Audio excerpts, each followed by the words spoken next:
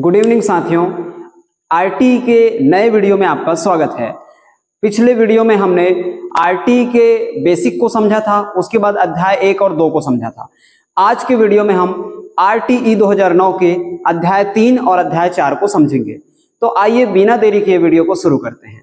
तो आरटीई के अध्याय 3 में धारा 6 से धारा 11 तक का जिक्र किया गया है। तो उन धाराओं में क्या है, आइए लाइन से समझते हैं।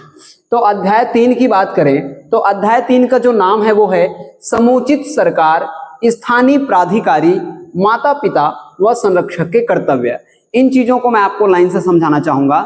सबसे पहला शब्द है समुचित सरकार। जब मैंने आपको धारा 2 बताया था तो मैंने आपको धारा 2 में ये बताया था कि कुछ शब्दावली है और उनकी परिभाषाएं हैं जो धारा 2 में दी गई है। उनमें इन शब्दों का अर्थ आपको पता चल जाता, पर फिर भी मैं आपको यहां क्लियर कर दे रहा हूं। समुचित सरकार का अर्थ है कि शासन का जो आरटी के अंदर जो हस्तक्षेप रहेगा, उनका जो कार्य रहेगा, उसको समुचित सरकार में लिया जाएगा। साथ ही साथ लिखा हुआ है स्थानीय प्राधिकारी, कि उसके अंतर्गत जितने डिपार्टमेंट के अधिकारी आएंगे वो सब होंगे स्थानीय प्राधिकारी। यहां तक कि 16 समिति के जो सदस्य बनते हैं हमारे पास, स्कूल मैनेजमेंट कमेटी के एसएमसी के जो सदस्य बनते हैं, वो भी इसी के अंतर्गत शामिल होगा। और साथ में माता पिता या संरक्षक जो उसका पालक होगा, उसके क्या कर्तव्य हैं वो इस अध्याय में दिया गया है। इसलिए इस अध्याय का नाम रखा गया है समुचित सरकार, स्थानीय प्राधिकारी व माता पिता व संरक्षक के कर्तव्य। तो इसमें पहली धारा आती है धारा 6। तो धारा 6 क्या कहता है, आइए समझते हैं। धारा 6 कहता है कि विद्यालय की स्थापना करना किसका काम होगा? स्थानीय प्राधिकारी एवं समुचित सरकार, शासन और उसके कर्मचारी जो बीच में लगे हैं, बीओडीओ, जितने उसमें वर्क करने वाले लोग हैं, वो मिलकर इस चीज को बनाएंगे। तो विद्यालय का जो निर्माण करना है वो समुचित जो सक्षम जो अधिकारी हैं और जो शासन है उनको वो मिलकर उसका निर्माण करेंगे। तो धारा 6 कहता है कि विद्यालय की स्थापना करना स्थानीय प्राधिकारी एवं समुचित सरकार का कर्तव्य होगा, ये उनका काम होगा। ये कहता है धारा 6, यानी कि धारा 6 में स्कूल कैसे बनेगा, कौन बनाएगा, इसके बारे में दिया गया है। दूसरा आता है धारा 7। धारा 7 में कहा गया है वित्तीय प्रबंधन संबंधी उत्तरदायित्व किसको देना है, कौन मैनेजमेंट करेगा, कौन कैसे उसको निर्वहन करेगा, उसके बारे में दिया गया है धारा 7 में। तो धारा 7 किससे संबंधित है अगर आपसे पूछा जाता है तो धारा 7 वित्तीय प्रबंधन से, पैसे के लेन देन से, जो स्कूल में जो व्यवस्था होगा आय व्यय, उससे संबंधित है धारा 7। तो आरटी का धारा 7 वित्तीय प्रबंधन संबंधी उत्तरदायित्व है। स्कूलों को पैसा मिलता है आरटी के बच्चों का, आपको पता है, तो इसका जिम्मेदार भी तो किसी को रखना पड़ेगा, तो उसकी बात आती है धारा 7 में। अगला धारा है धारा 8। धारा 8 में राज्य अर्थात समुचित सरकार के कर्तव्य के बारे में कहा गया है कि सरकार का क्या कर्तव्य होगा। आप वैसे भी देख रहे हैं हमारे देश में क्या हालात हैं, कैसे स्कूल बने हुए हैं, छतें गिर जाती है स्कूलों की। क्यों? क्योंकि धारा 8 का ठीक से पालन नहीं हो रहा है। अगर राज्य शासन का या समुचित सरकार का कर्तव्य है कि वो इन चीजों को देखे, लेकिन उनका इन चीजों पे ध्यान नहीं है, वो और दुनिया भर की चीजें बनवा देंगे। आपकी शिक्षा से क्या लेने दें? अगर जिस दिन शिक्षा के लिए जागरूक हो जाए ना हमारे लोग, उस दिन देश का कुछ और ही स्थिति हो जाएगा। तो धारा 8 में ये व्यवस्था है, इसलिए कहीं पर व्यवस्था ठीक है तो चल रहा है, लेकिन कहीं कहीं ऐसे भी जगह है जहां पे बारिश में छत टपक रहा होता है, आपको सब स्थितियां पता है। तो ये धारा 8 में है। उसके बाद धारा 9 की बात करते हैं। स्थानीय प्राधिकारी जो उस स्थान पे जितने अधिकारी बन रहे हैं, नॉर्मल जो लोग बन रहे हैं वहां के एसएमसी के जो समिति के सदस्य बन रहे हैं, उन लोग वो मिलकर उनके क्या कर्तव्य हैं उनके बारे में दिया गया है धारा 9 में। उसके बाद आता है धारा 10। धारा 10 में दिया गया है माता पिता व संरक्षक के कर्तव्य। और आपको भी पता है कि माता पिता व संरक्षक के कर्तव्य आरटी अधिनियम के तहत बच्चे को 6 से 14 साल के बच्चे को निःशुल्क और फ्री शिक्षा तो देना ही है, अनिवार्य शिक्षा तो देना है, लेकिन माता पिता बाध्य नहीं है। माता पिता का कर्तव्य है कहा गया है उसमें। और कर्तव्य किसमें है तो इसको आपको याद रखना, धारा 9 में स्थानीय प्राधिकारी के कर्तव्य दिया है और धारा 10 में माता पिता व संरक्षक के कर्तव्य दिया है। तो आपसे पूछे कि धारा 10 किससे संबंधित है या माता पिता व संरक्षक के कर्तव्य किस धारा से संबंधित है, तो वो है धारा 10। और स्थानीय प्राधिकारी के कर्तव्य किससे संबंधित है तो वो है धारा 9। उसके बाद आता है धारा 11। धारा 11 में है विद्यालय पूर्व, अर्थात विद्यालय पूर्व मतलब विद्यालय किस स्थान से माना जाता है। कक्षा 6 साल के बच्चे को जब हम कक्षा 1 में प्रवेश कराते हैं तो उसको विद्यालय माना जाता है। उससे पहले वो KG1 KG2 या नर्सरी में रहता है या बाल वाटिका में रहता है। तो इस तरह से अगर देखें तो 6 वर्ष के बाद जो बच्चा कक्षा 1 में जाता है उससे पहले का जो उसका स्कूली शिक्षा है वो विद्यालय पूर्व शिक्षा कहलाती है। तो धारा 11 में कहा गया है कि विद्यालय पूर्व अर्थात 3 से 6 वर्ष के बच्चों को शिक्षा की व्यवस्था करना किस अध्याय में है, किसमें है? तो धारा 11 में है, क्योंकि नर्सरी में भी प्रवेश RT के तहत होता है, आपको पता है। तो इसलिए धारा 11 में सरजी दिया गया है कि विद्यालय पूर्व अर्थात 3 से 6 वर्ष के बच्चों की शिक्षा की व्यवस्था कौन करेगा, कैसे करेगा, उसके बारे में धारा 11 में दिया गया है। तो ये था अध्याय 3 जिसमें हमको धारा 6 से 11 तक दिया गया है। इसको मैंने जो मुख्य पॉइंट था उसको आपको समझाया है, क्योंकि पेपर में डायरेक्टली क्वेश्चन बनता है तो आपको इन पॉइंट्स को याद रखना है। अब हम आते हैं अध्याय 4 में। अध्याय 4 बहुत लंबा है, इसलिए अध्याय 4 को थोड़ा सा समय लगता है, लेकिन अध्याय 4 से बहुत प्रश्न बनते हैं। स्पेशली धारा 17 से तो प्रश्न बनता ही है, जो कहता है कि बच्चे को मानसिक शारीरिक किसी प्रकार से कोई दंड देना ही नहीं है, प्रताड़ित करना ही नहीं है। धारा 17 बहुत पूछता है। तो आइए अध्याय 4 को भी थोड़ा समझते हैं। अध्याय 4 का नाम है विद्यालय और शिक्षक के उत्तरदायित्व। जी हाँ, विद्यालय शिक्षक के उत्तरदायित्व। धारा 12 से धारा 29 तक पूरा अध्याय 4 में दिया गया है। धारा 12, सबसे पहली धारा की बात कर लेते हैं। धारा 12 क्या कहता है? निःशुल्क और अनिवार्य शिक्षा के लिए विद्यालय की सीमा तथा निजी स्कूलों में 25% सीटों में प्रवेश, ये है धारा 12। मतलब दो बातें, एक तो निःशुल्क और अनिवार्य शिक्षा के लिए विद्यालय की सीमा कि कहां तक का वो क्षेत्र रहेगा जिसमें उस क्षेत्र के बच्चे एडमिशन ले पाएंगे। तो नॉर्मली हमें पता है कि 3 किलोमीटर तक के बच्चे को उस स्कूल में प्रवेश दे दिया जाता है। तो ये उसका निर्धारण कहां से हुआ है? तो वो धारा 12 से हुआ है। दूसरा शर्त है कि निजी स्कूल जो होंगे, प्राइवेट स्कूल जो होंगे, वहां भी RT लागू होगा, लेकिन 100% सीट में तो नहीं कर सकते, प्राइवेट स्कूल है, तो इसलिए वहां 25% आरक्षित किया गया है।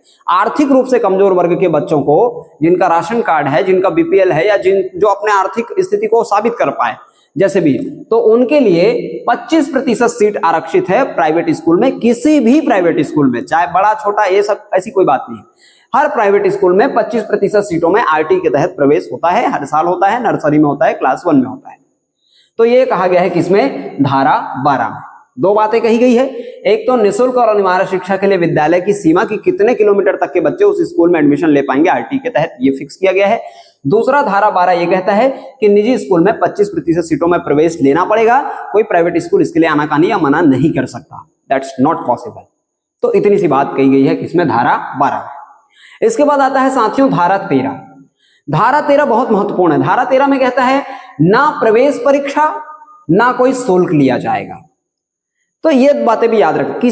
देखो, हमारे गांव के जो बच्चे होते हैं ना, गांव के जो पेरेंट्स होते हैं, वो किसी चीज में आवेदन कर देते हैं, और अगर उसको बाद में कोई घुमा देना तो वो उसको बोल नहीं पाते, लड़ाई नहीं कर पाते, डर जाते हैं थोड़े से, क्योंकि बहुत ऐसे क्षेत्र, अभी तो बहुत जागरूक हो गए, आगे बढ़ रहे हैं, अच्छी बात है, लेकिन कई हमारे से पिछड़े क्षेत्र होते हैं जहां पे पेरेंट्स नहीं जानते हैं, तो नहीं जानने के कारण उस अपने अधिकार को ले नहीं पाते हैं। तो इसलिए धारा 13 उनके अधिकार को सुरक्षित कर रहा है कि अगर आपने RT में आवेदन किया था और आपके बच्चे का नाम आ गया है, तो स्कूल का कोई भी व्यक्ति या उससे संबंधित कोई भी स्थानीय प्राधिकारी या कोई भी गुमराह नहीं कर सकता कि प्रवेश नहीं लेंगे आपके बच्चे का, ये नहीं है, वो नहीं है, ऐसा वैसा कुछ भी, या पैसा भी नहीं मांग सकता हो। प्रवेश से इनकार नहीं किया जा सकता। बच्चे का नाम आया है तो उसका प्रवेश आपको लेना ही पड़ेगा, हर हाल, एनी हाउ एनी कंडीशन आपको एडमिशन लेना ही पड़ेगा। कौन कहता है? आर्टिकल 13 धारा 13। तो ना प्रवेश परीक्षा ना कोई शुल्क लिया जाएगा। बच्चे का नाम आया है RT की सीट काउंसलिंग में, तो उसका एडमिशन लेना ही पड़ेगा। अब आते हैं धारा 14 में। धारा 14 में आयु के प्रमाणित न होने की स्थिति में प्रवेश देना पड़ेगा। अब आप सोच रहे होंगे ये क्या बात हुई, जब प्रमाणित नहीं होगा तो कैसे मानेंगे 6 साल में एडमिशन हो रहा है। अच्छा, 6 साल क्या लॉजिक है, तो मैं आपको बता दूं। साइकोलॉजिकली ये रिसर्च से आया है कि अगर 6 साल से कम उम्र के बच्चे को क्लास 1 में एडमिशन कर देते हैं और कहीं वो पढ़ाई या टीचर के थोड़े कड़े आवाज या उन चीजों से अगर कहीं दबाव ग्रसित होता है, तो उसके ये ब्रेन के आसपास जो टिश्यूज होते हैं वो टिश्यूज नष्ट हो जाते हैं और बच्चा हिंसक हो सकता है। इसलिए 6 साल से पहले उम्र के बच्चों को, क्योंकि उनका टिश्यूज मैच्योर नहीं हुआ रहता 6 साल से पहले, उन बच्चों को क्लास 1 में एडमिशन नहीं लिया जाता। इसलिए 6 साल का नियम बना है। आपको भी बचपन में से कान पकड़ पकड़ के करवाया गया होगा, तब एडमिशन लिया गया होगा एज प्रारूप के लिए। लेकिन आरटी कहता है कि अगर धारा 14 कहता है आरटी का कि आयु के प्रमाणित न होने की स्थिति में भी प्रवेश देना पड़ेगा। अगर बच्चे का जन्म प्रमाण पत्र सिद्ध नहीं हो रहा है, बच्चे के पास कोई डॉक्यूमेंट नहीं है, तो उसका माता पिता एक शपथ पत्र लिख के दे देगा, उसको भी आपको मानना पड़ेगा एडमिशन के लिए। आप इंकार नहीं कर सकते एज प्रमाणित न होने पर, चाहे वो गांव के पंचायत से बनवा के लाए, चाहे माता पिता स्वयं सत्यापित करके लिख के दे दे कि ये मेरा बच्चा है, बालक है, इतने इतने साल का है, वो प्रमाणित करके दे देगा, मैं घोषणा करता हूं। तो शपथ पत्र के आधार पर भी आपको एडमिशन लेना पड़ेगा। पर आयु प्रमाणित नहीं है करके आप एडमिशन से मना नहीं कर सकते। बच्चे का नाम आया है, एडमिशन लेना ही पड़ेगा। कौन कहता है? धारा 14 कहता है। अब आते हैं धारा 15 में। धारा 15 कहता है प्रवेश से इंकार नहीं किया जा सकेगा। अभी अभी मैंने बताया किसी भी कंडीशन में जिस बच्चे का नाम आया है उसका एडमिशन आपको आरटी में लेना पड़ेगा। आप उसको मना कर ही नहीं सकते, आपका राइट नहीं है भैया। बच्चे का नाम आया है तो नाम आया है, आपको एडमिशन लेना पड़ेगा, प्रवेश से इंकार नहीं कर सकते। कौन कहता है? धारा 15। आप बोलोगे हमारे स्कूल में हम नहीं लेंगे एडमिशन इनका, ऐसा नहीं कर सकते आप। गवर्नमेंट प्रावधान है, लेना पड़ेगा, कॉन्स्टिट्यूशन का प्रावधान है। आइए समझते हैं। धारा 16, धारा 60 कहता है कक्षा 1 से 8 तक फेल नहीं करना। इसलिए माना जाता है कि एक लाइन प्रश्न को लिख दिया बच्चा, 2 लाइन छोड़ दिया, फिर प्रश्न लिख दिया, फिर छोड़ दिया, तो ऐसा माना जाएगा कक्षा 8 के बच्चों के लिए कि बच्चे को प्रश्न याद था और समय ना होने के कारण वो लिख नहीं पाया और उसमें 2-2 नंबर देके उसको पास किया जाएगा। लेकिन बच्चे को फेल नहीं कर सकते। क्यों फेल नहीं कर सकते? क्योंकि बन गया है आरटी 2009 में धारा 16, और धारा 16 क्या कह रहा है कि कक्षा 1 से 8 तक के बच्चों को फेल नहीं कर सकते, पास करना ही पड़ेगा। उसके बाद आते हैं धारा 17। अभी मैंने आपको बताया धारा 17 बहुत इंपॉर्टेंट है, बहुत बार पूछता है सीटेट में, तो ध्यान रखना है। बालक के शारीरिक दंड व मानसिक उत्पीड़न प्रतिषेध है, मना है, आप नहीं दे सकते। किसी बच्चे को मार नहीं सकते आप गधा नहीं बोल सकते बच्चे को। यहां तक कि आप बच्चे को अपना पैर छूने के लिए भी मजबूर नहीं कर सकते, संस्कार है बोल के। उसकी इच्छा है तो करेगा। आरटी सख्त मना करता है किसी भी तरह का ऐसा कार्य नहीं करना जिससे बच्चे को तकलीफ हो रहा हो। कोई शारीरिक दंड नहीं, कोई मानसिक दंड नहीं, इस बात का ध्यान रखना है। सम्मान से शब्दों को सम्मानित शब्दों से बच्चों को संबोधित करना है, ये कहता है धारा 17। बच्चे को कोई कष्ट नहीं होना चाहिए, इस बात का ध्यान रखना है। उसके बाद आता है धारा 18, और धारा 18 कहता है विद्यालय को मान्यता प्राप्त होना अनिवार्य है। जिस विद्यालय की मान्यता नहीं है उस स्कूल में आरटी नहीं चलेगा। आरटी के लिए बच्चे के विद्यालय को मान्यता प्राप्त होना अनिवार्य है, और जिस विद्यालय को अनिवार्यता प्राप्त है वहीं बच्चे को पढ़ाएं, फ्रॉड नहीं होने चाहिए आपके साथ भी। तो आर्टिकल 18 धारा 18 कहता है कि क्या कहता है कि विद्यालय को मान्यता प्राप्त होना अनिवार्य है, वहां आरटी लागू होगा। तो ये धारा अध्याय 3 और अध्याय 4 था। आइए अध्याय 4 का धारा 18 तक पढ़ लिया हमने, इसके 10 आर्टिकल और बचे हैं, उसको भी कंप्लीट करते हैं, फिर अध्याय 3 और 4 पूरे हो जाएंगे। तो अब इसके बाद हम पढ़ते हैं धारा 19 को। साथियों अब हम समझते हैं धारा 19 को। तो आइए देखते हैं धारा 19 में क्या है। धारा 19 कहता है विद्यालय मान्यता प्राप्त हेतु अनुसूची में निर्दिष्ट मानक को पूरा करने के लिए निर्देश पर ही दी जाएगी। जो एक अनुसूची है आरटी 2009 में मैं आपको बताया था, तो अनुसूची में जो भी मानक दिए हुए हैं, जो नियम बने हुए हैं, अगर उन नियमों को, उन मानकों को पूरा करता है विद्यालय तो उन्हें मान्यता दी जाएगी, अन्यथा नहीं दी जाएगी। अर्थात जो धारा 19 है वो विद्यालय की मान्यता को देने की जो शर्तें हैं उससे संबंधित है। अगर उसका पालन विद्यालय करता है तो उसको मान्यता दी जाएगी, अन्यथा मान्यता नहीं दी जाएगी। ये कहता है आर्टिकल 19 अर्थात धारा 19। आइए समझते हैं उसके बाद धारा 20 को। धारा 20 कहता है केंद्र सरकार को संशोधन संबंधी शक्ति है। अगर आरटी 2009 में कुछ संशोधन कोई कर सकता है तो केंद्र सरकार उसमें संशोधन कर सकती है। ये शक्ति से संबंधित क्यों, कैसे, क्या संशोधन उसमें कर सकती है, उसकी बात की गई है किसमें? धारा 20 में। इसके बाद धारा 21 की बात करते हैं। धारा 21 में विद्यालय प्रबंधन समिति, ये एक इंपॉर्टेंट पॉइंट है जिससे अक्सर प्रश्न बनते रहते हैं। तो धारा 21 में विद्यालय प्रबंधन समिति अर्थात एसएमसी अर्थात स्कूल मैनेजमेंट कमेटी, विद्यालय प्रबंधन समिति के गठन की जो बात है वो धारा 21 में दी गई है। एसएमसी किससे संबंधित है? तो धारा 21 से, आर्टिकल 21 से संबंधित है।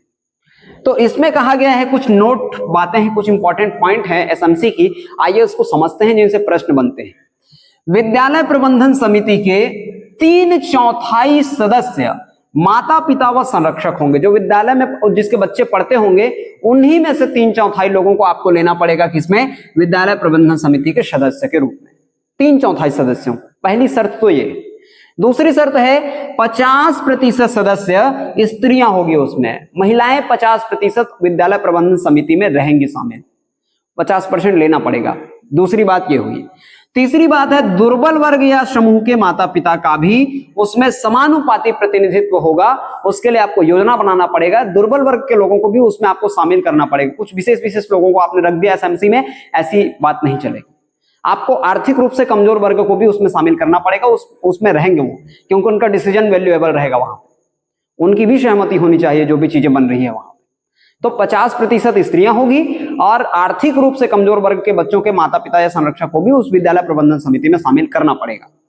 अगली बात आती है, ये हुआ एसएमसी अर्थात धारा 21 की बात। अब आते हैं धारा 20 पर, धारा 22 पर। अब आते हैं धारा 22 पर। विद्यालय प्रबंधन समिति के कार्य जैसे विद्यालय विकास योजना, इससे संबंधित जो भी योजना बनाए जाएंगे, विद्यालय प्रबंधन समिति के क्या कार्य होंगे, कैसे निभाए जाएंगे, उसके संबंध में जो बात करता है वो है धारा 22। धारा 22 में वो प्रावधान है जिसमें विद्यालय प्रबंधन समिति के विकास योजनाओं के बारे में जो कार्यान्वयन होना है उससे संबंधित जो बातें हैं वो बताया जाएगा। उसके बाद आता है धारा 23। धारा 23 में है शिक्षक की योग्यता संबंधी जो शर्तें हैं कि शिक्षक कौन होगा, कैसे बनेगा, वो जो संबंध है योग्यता संबंधी, वो आता है धारा 23 में। तो याद रखना है धारा 24 भी संबंधित है शिक्षक के कर्तव्य से, लेकिन धारा 23 क्या कहता है, शिक्षक की योग्यता संबंधी शर्तें हैं। दोनों बातों में अंतर है, थोड़ा समझना। वो शिक्षक का कर्तव्य है धारा 24, लेकिन ये उसकी योग्यता संबंधी शर्तें अगर पूछा जाए तो धारा 23 में है। अब आते हैं आर्टिकल 24 जो बहुत इंपॉर्टेंट है, सीटेट का फेवरेट है, इससे भी क्वेश्चन आता रहता है, टीचर भर्ती में भी इससे क्वेश्चन आता है। आइए समझते हैं। धारा 24 आर्टिकल 24 का नाम है शिक्षक के कर्तव्य, और शिक्षक के क्या कर्तव्य हैं, तो कुछ पॉइंट कर्तव्य दिए गए हैं जो मैं आपको बता रहा हूं। देखो, पहला कर्तव्य है समय का पालन करना। टीचर समय पर आएगा, यह उसका पहला कर्तव्य है, समय का पालन करना, देर नहीं होना चाहिए। जिस टाइम में उसको एंट्री का बताया गया, जिस टाइम में उसको परेड है, उस टाइम को पूरा निभाएगा, ये पहला कर्तव्य है शिक्षक का। दूसरा कर्तव्य है पाठ्यक्रम को समय पर पूरा करना। जो सिलेबस दिया गया है कि कितने इतने मंथ में इतना इतना कंप्लीट करना है, उसको कंप्लीट करना पड़ेगा, पाठ्यक्रम को टाइम पर पूरा करेगा, ये दूसरा कर्तव्य है शिक्षक का। तीसरा कर्तव्य है कमजोर बच्चों को अतिरिक्त आवश्यकता अनुसार शिक्षण देना। उसके क्लास में जो बच्चा नहीं सीख पा रहा है, वीक है, उसको अलग से पढ़ाए, समझाए, उसको भी बराबर लाने की कोशिश करे, कंधे से कंधा मिला सके सारे बच्चे एक दूसरे से। इस लेवल पर सोचना है शिक्षक को, अर्थात उसको कमजोर बच्चों को अतिरिक्त शिक्षण देना है, ये तीसरा कर्तव्य है। माता पिता संरक्षक से नियमित बैठक लेना और बच्चे के रिपोर्ट कार्ड यानी पोर्टफोलियो पर चर्चा करना और उससे संबंधित उनकी बातों को उसमें रखना और आने वाले समय में उन चीजों पर कार्य करना। जो भी कमियां रह गई हो या जो भी सुझाव रहे हो संरक्षक के, उन पर कार्य करना शिक्षक का कर्तव्य होगा। इसलिए माता पिता या संरक्षक का नियमित बैठक लेना है, समय समय पर बैठक लेना है और रिपोर्ट कार्ड पर चर्चा करनी है और जो भी जरूरत पड़े उस पर सुधार करना है। उसके बाद ये आर्टिकल 24 था शिक्षक के कर्तव्य। अब हम आते हैं शिक्षक के कर्तव्य किससे संबंधित है पूछता है, तो धारा 24 से, याद रखना बहुत इंपॉर्टेंट है, पूछता रहता है। अब आते हैं धारा 25 पर। धारा 25 में छात्र शिक्षक अनुपात दिया गया है कि कितने छात्र पर कितने शिक्षक रहेंगे। छत्तीसगढ़ में 26:1 कर दिया गया। विधानसभा में जो है कुछ कुछ बातें हुई और इस साल तो बहुत इस पर बवाल हुआ, आपको पता है। अभी भी शिक्षक भर्ती नहीं आ रही तो लोग गाली दे ही रहे हैं और अनुपात बिगड़ा हुआ है, ये भी सच है। उसी को मैं मर्ज कर रहे हैं करके जो है बहुत सारे स्कूलों को भी बंद किया गया, आपको सारी बातें पता है। तो आइए समझते हैं प्राथमिक में और उच्च प्राथमिक में, मतलब प्राइमरी में और मिडिल में क्या क्या शिक्षक अनुपात, छात्र शिक्षक अनुपात आरटी में दिया गया है, उसको समझते हैं। तो प्राथमिक शाला की बात करें तो प्राथमिक में 30 बच्चों पर एक शिक्षक अर्थात 30:1 था, आरटीई 2009 के अनुसार, देश लेवल की बात है। उसके बाद अगर 31 से 60, 30 में 1 तो 31 से 60, मतलब 30-30 बच्चे लेते जाना है, भूलना नहीं है। तो 30 बच्चों पर 1, तो फिर 31 से 60 बच्चों पर 2 शिक्षक। अगर 30 से 1 भी बढ़ गया तो 2 शिक्षक और 60 बच्चों तक पूरा वहीं चलेगा, 31 से 60 पर 2 शिक्षक। इसी प्रकार 61 से 90, 61 बच्चे अगर हो गए तो 3 शिक्षक होना उस विद्यालय में, तो 61 से 90 पर 3 शिक्षक, 91 से 120 पर 4 शिक्षक, 121 से 150 पर 5 शिक्षक, 150 से 200 पर 5 शिक्षक। ये डाटा स्क्रीनशॉट लेकर रख लीजिए या मेरे नंबर पे व्हाट्सएप कीजिए, मैं पूरा पीडीएफ भेज दूंगा, मैंने बहुत अच्छे से पीडीएफ बनाए हैं। तो 121 से 150 5 शिक्षक, 150 से 200 पर 5 शिक्षक और 200 से अधिक पर अनुपात 40:1 हो जाएगा। 40 बच्चों पर 1 शिक्षक हो जाएगा और 1 प्रधान पाठक भी इंपॉर्टेंट हो जाएगा 200 से अधिक होने पर। यह प्राथमिक शाला की बात थी। अब माध्यमिक शाला की बात करें तो उच्च प्राथमिक यानी मिडिल स्कूल में 35 बच्चों पर 1 शिक्षक का अनुपात है। आरटी 2009 में 35 बच्चे हो गए तो 1 शिक्षक अनिवार्य है और विषय आधारित शिक्षक होना चाहिए, ये मिडिल स्कूल में कहा गया है। विषय आधारित में क्या विषय आधारित है, तो एक गणित शिक्षक होना चाहिए, एक भाषा का शिक्षक होना चाहिए, एक सामाजिक विज्ञान का शिक्षक होना चाहिए और स्वास्थ्य और शारीरिक शिक्षक को तो अनिवार्य किया गया है।